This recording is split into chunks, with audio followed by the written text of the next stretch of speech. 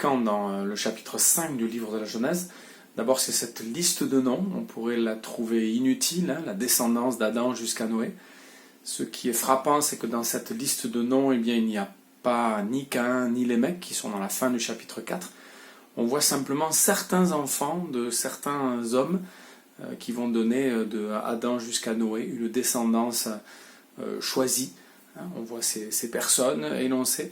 Ce qui est étonnant aussi dans cette liste et dans ces vies, c'est la durée de vie de ces personnes. Mathusalem va vivre plus de 900 ans, c'est le plus âgé des patriarches. Noé va vivre 500 ans.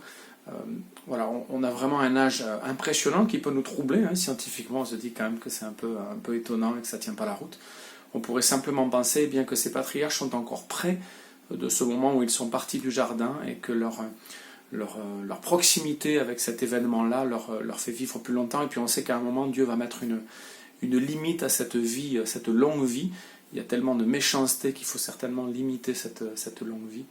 Et puis on est frappé de voir Enoch, qui va vivre 300 ans en communion avec Dieu. C'est dit 2 fois dans le chapitre, la vie de cet homme qui va vivre vraiment en communion avec Dieu et qui va être enlevé par Dieu.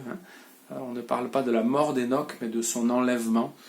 Et puis on finit avec Noé dans ce chapitre. On annonce, le papa de Noé annonce que cet enfant s'appellera Noé parce qu'il sera certainement la consolation de l'Éternel. Alors que le sol a été maudit, Noé devrait être la consolation envoyée par l'Éternel. Noé qui va avoir 3 fils, Sem, Cham et Japheth, et dont on va raconter l'histoire dans les chapitres suivants, 6, 7, 8, 9. Voilà, un chapitre étonnant avec une liste des âges impressionnants, et puis pensons à la vie d'Enoch qui a vécu 300 ans en communion avec Dieu. Amen.